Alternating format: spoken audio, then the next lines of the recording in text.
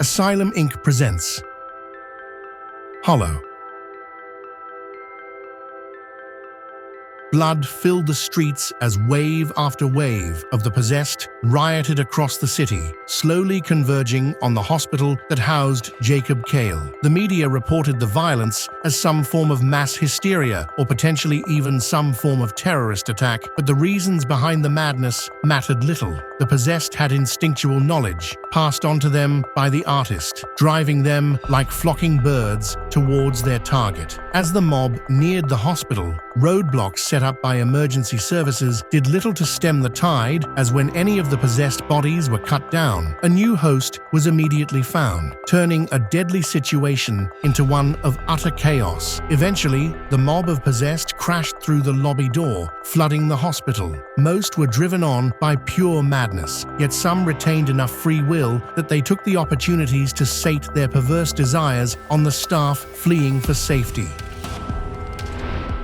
The horrors they unleashed would never be forgotten, as body after body were raped and mutilated. No one was spared from the bloody carnage, not the elderly, infirm, or even the children. The horde was unrelenting in their debauchery. Spurred on by the knowledge the artist was all too eager to share, the ever-growing mass of possessed fully under his sway became so crazed with the idea of freedom they were driven to enraged extremes of force beyond their understanding as they raced for the upper floors. This taste of the physical pleasures of the world energized the mob into a fury like no other, as the whispers of the great old ones gave purpose behind the destruction.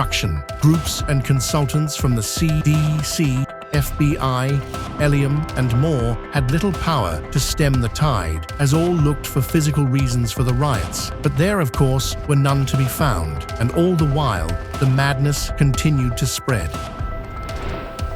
The recent displays of power and general insanity had erased any lingering doubt in the minds of the two detectives that what they were told by the psychic Sonya was the absolute truth. Nearly crippled with fear, Jacob Kale had to save her son. This was the mother within her, and while this is where her love and generosity originated, so too did the panic attacks and lack of critical thinking spurred on by her past trauma. The professional side of her mind, Detective Kale, needed resolution while also maintaining order and reason within her. More than ever, the two personalities felt in unison over their direction. However, as both knew her son must be saved, and indeed without a doubt was the target of the possessed. This fueled her, giving Jennifer the strength she needed.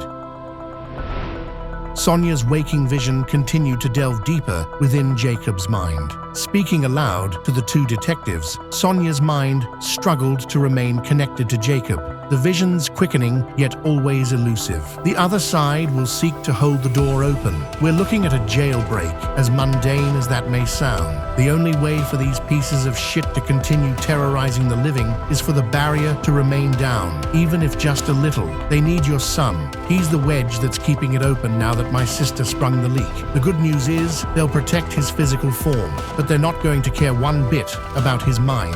Sonya broke out in a cold sweat as terror began creeping through her body, as the mass of murderers, rapists, and monsters climbed the floors of the hospital. Their intent overwhelmed her. Her vision became clouded with the sights and sounds of the deep dark that waited on the other side. She felt her innards twist in terror of the knowledge of what was to come, and she saw that Jennifer felt at least some of it too. Sonya cried out in psychic anguish until she collapsed to the floor. To be continued. Like and subscribe if you enjoyed this Asylum Inc. presentation.